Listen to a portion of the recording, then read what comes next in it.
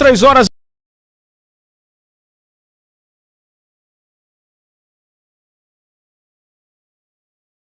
Do nosso Pan News em Revista ao vivo para você, aqui nos 92,9 Jovem Pan News Fortaleza, as notícias quentes da tarde para você ficar muito bem informado. Muito prazer, eu sou Thiago Lima, até as 4 horas, vamos juntos nessa jornada noticiosa. Comigo aqui no estúdio temos o Milton Santiago na operação de áudio, nos microfones ela, Débora Brito. Excelente tarde para você, Débora! Olá, Thiago Lima, uma excelente tarde de segunda-feira, começando com muita informação por aqui. Boa tarde também a todos que nos acompanham pelo rádio, nos 92,9, pelo Grupo Cidade de Comunicação, que é o gcmais.com.br, que é o portal de notícias do grupo, e também no YouTube, no canal Jovem Pan News Fortaleza. A gente começa trazendo os destaques. No primeiro dia de retomada gradual da atividade, o centro de Fortaleza apresentou filas em frente às lojas de congestionamentos de veículos. As lojas de rua só abriram às 10 horas e fecham logo mais às 4 da tarde.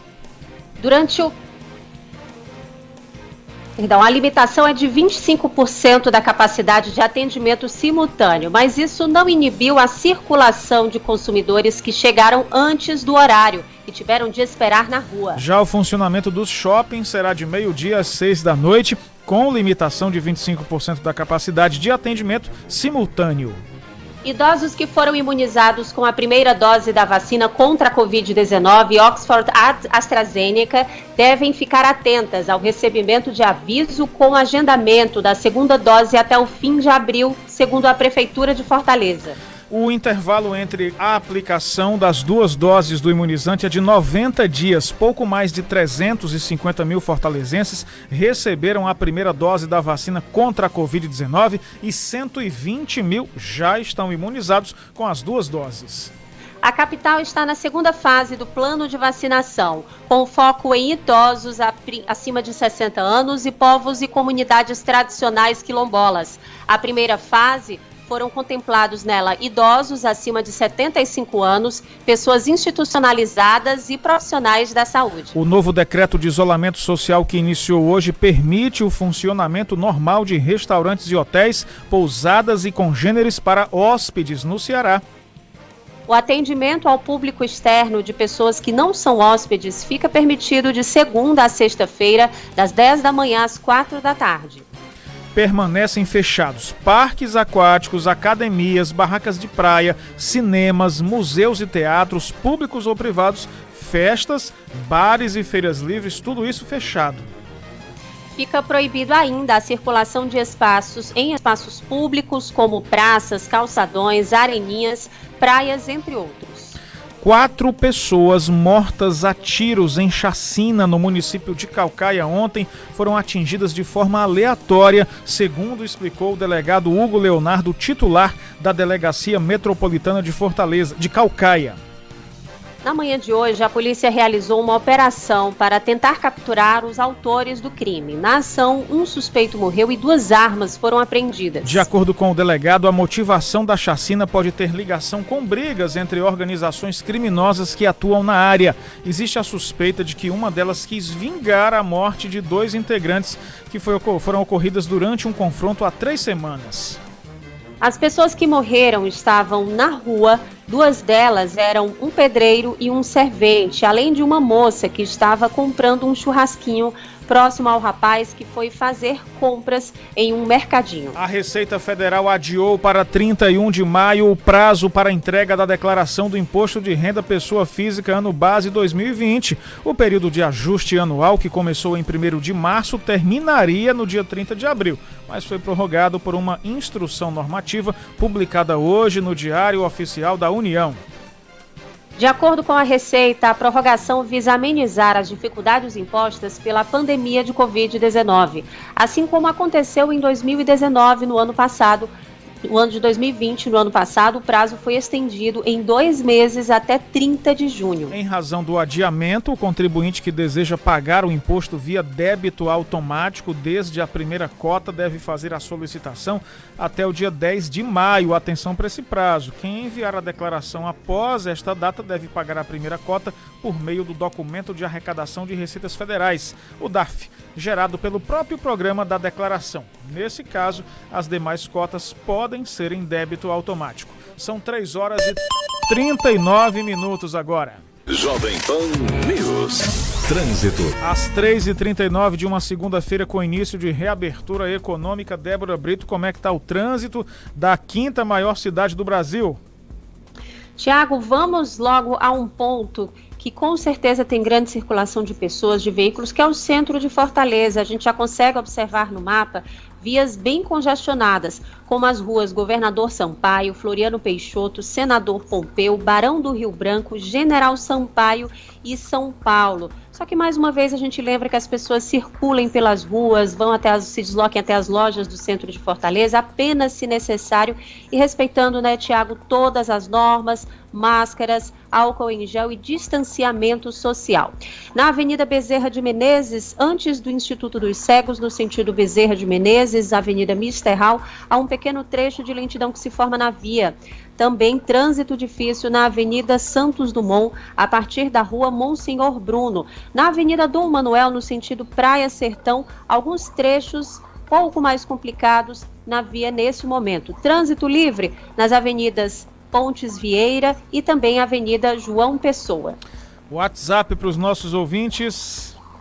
981113787. São 3 horas e 40 minutos. A gente abre essa edição de hoje do Pan News em Revista falando que no último fim de semana, de 9 a 11 de abril, a Agência de Fiscalização de Fortaleza e a Guarda Municipal realizaram 98 fiscalizações noturnas a estabelecimentos comerciais e logradouros públicos. Durante o período foram registradas 14 interdições em virtude do descumprimento às medidas de enfrentamento à Covid-19 previstas em decreto. A superintendente da AGFIS, Laura Jucá, detalha os dados. Foram 98 fiscalizações efetuadas pela AGFIS, juntamente com a Guarda Municipal de Fortaleza, onde ocorreram 14 interdições, 14 fechamentos de eventos, de estabelecimentos que estavam funcionando indevidamente. Na sexta-feira nós fechamos uma boate em Messejana, uma festa com várias pessoas, e ontem uma festa numa casa no bairro Damas. Também nesse final de semana tivemos 2 apreensões de paredões de sons, então mostrando aí que ainda tem pessoas que insistem em festas, em aglomerações, e não pode, gente, a contaminação é muito alta. A partir de hoje, Fortaleza inicia a retomada gradual de atividades econômicas. De acordo com o titular da Secretaria de Segurança Cidadã, Coronel Eduardo Holanda, a cidade continua em estado de alerta no combate à Covid. Ainda permanecemos num estado de alerta muito alto. O governo do estado e a Prefeitura de Fortaleza estão fazendo também um esforço muito grande para preservar a saúde e a vida, que é o principal, e também viabilizar as atividades econômicas. Mas a gente quer aqui já passar para vocês que não voltou tudo à normalidade. Como, por exemplo, feiras livres permanecem proibidas, aquela caminhada no calçadão, na areninha, aquele passeio de bike, tudo isso continua também proibido. De segunda a sexta-feira, o comércio de rua e shoppings da capital funcionam, respectivamente, das 10 da manhã às 4 da tarde, de meio-dia às 6 da noite. Coronel Holanda lembra que as fiscalizações continuam também nas lojas de rua.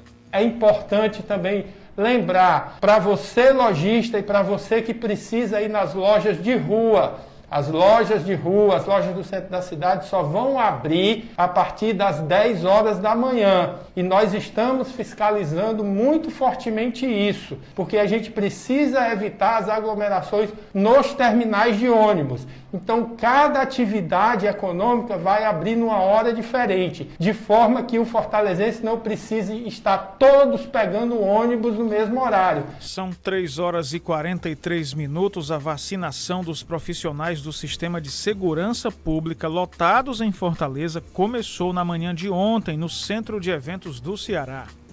No primeiro dia de vacinação, integrantes das polícias Civil e Militar do Ceará, Corpo de Bombeiros, Perícia Forense, Secretaria da Administração Penitenciária, Guarda Municipal e Polícias Federal e Rodoviária Federal foram contemplados com as doses do imunizante. Também foram contemplados servidores da Agência de Fiscalização de Fortaleza, da Autarquia Municipal de Trânsito. O titular da pasta de Segurança Pública do Ceará, Sandro Caron, falou da importância em imunizar esses profissionais da segurança pública. Temos um dia muito importante em que iniciamos aqui no estado do Ceará a imunização dos homens e mulheres da segurança pública, começando-se com aqueles que estão na linha de frente do combate ao vírus, justamente na fiscalização de medidas sanitárias impostas aí pelo governo do estado, impostas pela prefeitura para o combate à doença. Então, num momento muito merecido, inicia-se a imunização daqueles que estão na linha de frente, que acabam, por isso, claro, numa situação de exposição muito grande. Já houve a imunização dos profissionais de saúde e agora temos, então, a imunização dos profissionais de segurança pública. Então, eu agradeço ao governador Camilo Santana, agradeço à Secretaria de Saúde também, por todo o empenho para que isso acontecesse, e destaco aqui que toda vez que chegarem novas doses de vacinas no estado do Ceará, nós teremos aí um percentual destinado aos profissionais de segurança pública para que se consiga aí o mais rápido possível imunizar todos aqueles que estão na linha de frente do combate à pandemia. 3h45, o governador do Ceará, Camilo Santana, anunciou que o estado do Ceará entrou com uma ação no Supremo Tribunal Federal para que a Agência de Vigilância Sanitária, a Anvisa, autorize a liberação dos 5.870.000 doses da vacina Sputnik V que foram adquiridas de forma direta pelo governo estadual junto ao Fundo Soberano Russo. O imunizante russo está sendo utilizado em cerca de 60 países, com eficácia de mais de 90%. O governador Camilo Santana lembrou que há uma urgência na vacinação dos cearenses para combater a pandemia da Covid-19. Há uma urgência nessa aquisição dessas vacinas para imunizar a população do estado do Ceará. O Ceará, ainda no mês passado, comprou 5.870.000 doses da Sputnik, uma vacina que está sendo hoje aplicada já em 58 países no mundo inteiro, mostrando a eficácia de 93% de eficácia e eficiência. E tem sido uma luta. Tivemos várias reuniões com a Anvisa para que a Anvisa libere a importação dessa vacina. Já poderia ter recebido o primeiro lote de vacina no Ceará e, infelizmente, a Anvisa ainda não liberou. São 3h46. A gente fala agora de um assunto que está tomando conta de todo o noticiário nacional, que é justamente as mudanças que vão acontecer no Código de Trânsito Brasileiro a partir de hoje. Já está valendo. Essas mudanças já estão valendo. Vou trazer aqui alguns pontos que já começam a valer a partir de hoje, 12 de abril. A nova lei aumenta de 20 para 40 o limite de pontos que o condutor pode atingir em um ano. E essa é uma mudança, por exemplo, já em relação ao condutor que tem até 50 anos de idade, tem 10 anos de validade da carteira. Então, até 50 anos, a sua carteira vale 10 anos a partir de agora. Quem tem acima de 50 anos e menos que 70 deve renovar a cada 5 anos. E a gente está na linha com o Dr. Juliano Veras, ele é médico oftalmologista, membro do Conselho Brasileiro de Oftalmologia, justamente porque o Ceará tem mais de 500.000 motoristas com restrição visual. Doutor Juliano, a nossa pergunta inicial é para sabermos justamente se uma pessoa com 47 anos, por exemplo, estou dando um exemplo, né, vai passar 10 anos com a carteira de motorista sem fazer teste de visão. Isso pode ser prejudicial? Isso é um problema? Boa tarde, doutor Juliano. Boa tarde, Thiago. Boa tarde, ouvintes. Sim, na verdade é comum a gente, vez ou outra, pegar um paciente que chega para a gente porque foi reprovado no exame da CNH. Né? E muitas vezes ele não tem a ideia da necessidade de estar fazendo consultas oftalmológicas periódicas. Ele só vai buscar quando realmente ele teve alguma coisa que prejudicou a vida dele. No caso, aí a renovação da carteira de habilitação, né? Mas a recomendação da gente é que se faça, apesar de a visão estar ok, se faça um check-up anual para a gente ver inúmeras possibilidades de doenças que podem afetar a visão e na grande maioria são assintomáticas. O glaucoma, por exemplo, é uma doença totalmente assintomática que leva a uma cegueira irreversível. Débora? Doutora, a gente está falando dessa questão em relação à cobrança mesmo, mas a gente também tem que lembrar o fator segurança. O Tiago no início trouxe esse dado, que aqui no Ceará conta aí com 500 mil motoristas com restrição visual. Esse é um número muito grande. O senhor citou algumas restrições, mas quais seriam as restrições que poderiam prejudicar de uma forma mais intensa, mais agravante, os motoristas ali no ato da condução? Boa tarde, Débora. Então, na verdade, essas restrições, muitas vezes não é uma limitação para a direção, mas às vezes é uma pessoa que necessita de uma correção óptica, então precisa de um óculos para poder estar conduzindo o veículo, né?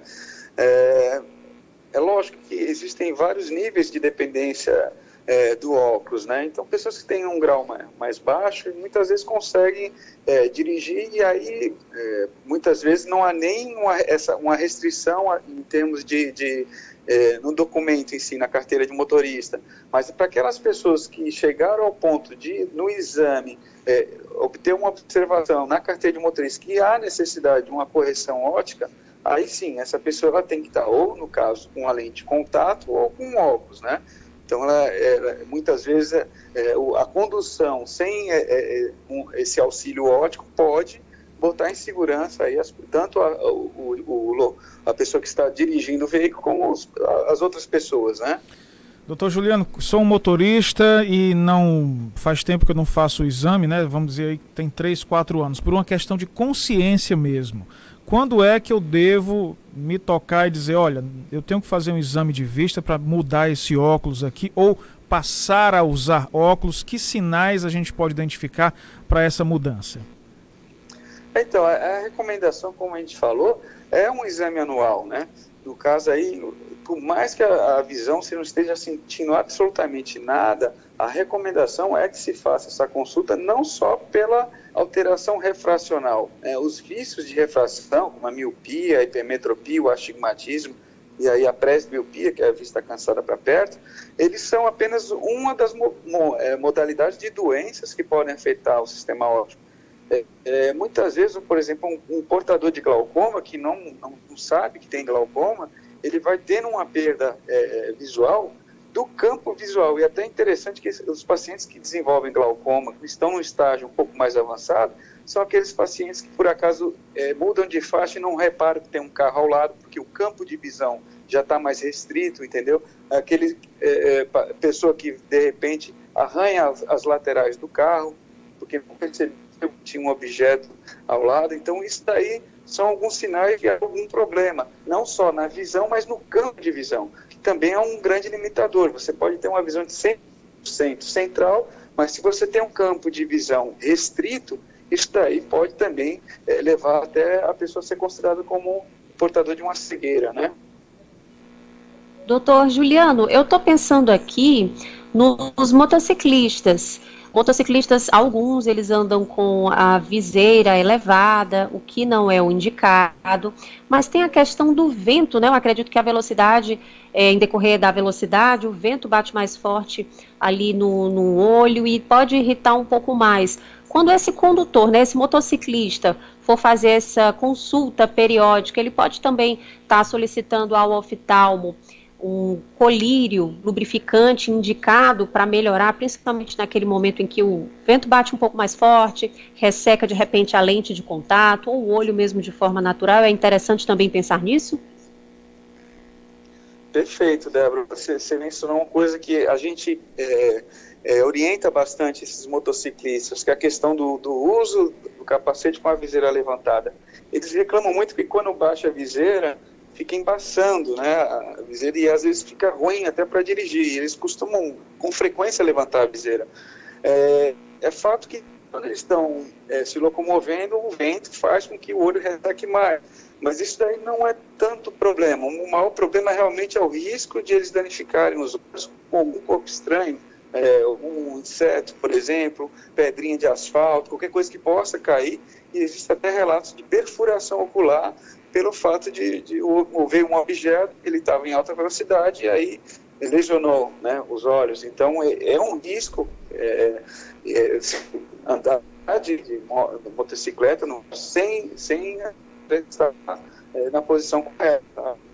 Então a gente sempre orienta a baixar a viseira, né?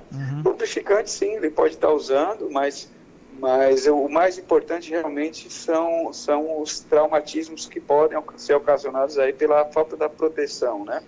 Doutor Juliano, quem usa óculos e anda de moto, bota o capacete, o óculos entorta, fica a haste do óculos torta, isso pode prejudicar a visão, usar o óculos torto? Depende do tipo de grau que ele tem. Se ele tiver, por exemplo, um astigmatismo, onde você tem que ter um alinhamento correto da lente, sim, aí pode distorcer a imagem, né? Se for só uma miopia, ou no caso uma hipermetropia, pouco vai alterar. Logicamente que o óculos ele é programado para estar numa certa posição devido à centralização óptica. Então o centro da lente tem que estar compatível com o centro do olho. Se você tem um desvio disso daí, pode dar uma dor de cabeça, algumas náuseas, né? Mas muitas vezes não dá uma repercussão tanta na visão. Mas no caso de um astigmatismo, sim, pode dar uma distorção bastante importante. Perfeitamente. Dr. Juliano Veras, médico oftalmologista, membro do Conselho Brasileiro de Oftalmologia, conversando conosco aqui na Jovem Pan News Fortaleza. Muito obrigado mais uma vez por sua atenção e por esclarecer aqui as nossas dúvidas, doutor Juliano. Muito obrigado. Eu que agradeço. São 3h55. Se você quiser tirar as dúvidas a respeito das mudanças na carteira de habilitação, vai no nosso portal do Grupo Cidade de Comunicação, gcmais.com.br. Lá tem a matéria completa com todos os detalhes, o que muda a partir de hoje. São 3h55, intervalo comercial. Na volta, os destaques do Jornal da Cidade e também aquela hora do futebol. Rádio Jovem Pan News Fortaleza, 92,9. A rede da informação. Acesse o YouTube Jovem Pan News Fortaleza e tenha nosso conteúdo onde e quando quiser. Jovem Pan News Fortaleza, a rede da informação. Fortaleza é mais do que o nome da nossa cidade. Tá lá no dicionário, qualidade de ser forte. Nossa fortaleza é nossa fé. Nossa capacidade de vencer, seguir firme, forte e confiante. Neste aniversário, com tantos desafios, nada mais importante do que lembrar que vamos vencer esse momento difícil. Porque nosso nome não nega, somos Fortaleza. E aí, pessoal, aqui é Denise Campos de Toledo, do Jornal Jovem Pan e Economia em Foco. Você já tem a Panflix, a TV da Jovem Pan de graça na internet? É só baixar o aplicativo no seu celular ou tablet. Jornalismo, entretenimento, esporte, canal Kids e muito mais. Todo dia, conteúdos novos para você ver e rever. Baixe agora no App Store ou no Google Play, é de graça. Eu já baixei o meu. Jovem Pan, a rádio do Brasil. Pan News em Revista.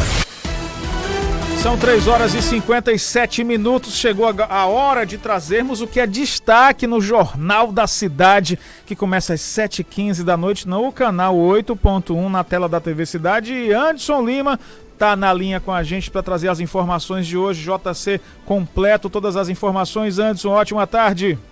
Já estamos por aqui, Tiago. Boa tarde para você, para Débora, para todo mundo que está acompanhando aí a Jovem Pan News. Semana só começando, né? Começando com muita informação, Tiago, porque hoje a gente já sabe, está rolando esse novo decreto do governo do estado.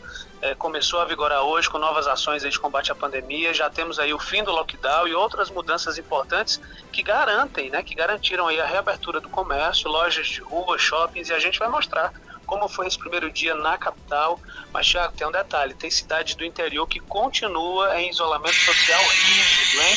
Decidiram permanecer em lockdown, a gente vai trazer os detalhes no JC hoje à noite. E você lembra, Thiago, daquele ex-prefeito de Uruburetama, aquele médico que assediava, né, estuprava pacientes no consultório? Ele até filmava tudo, tinha vários DVDs aí com essas filmagens, essas gravações. Pois é, o José Ilson, ele foi condenado pelo crime de estupro de vulnerável, e essa foi apenas a primeira punição dele em toda essa história, e a gente vai trazer todos os detalhes dessa decisão da Justiça no JC. Que vai falar ainda, Thiago, sobre a onda de violência, viu, no nosso estado, principalmente aqui na região metropolitana de Fortaleza.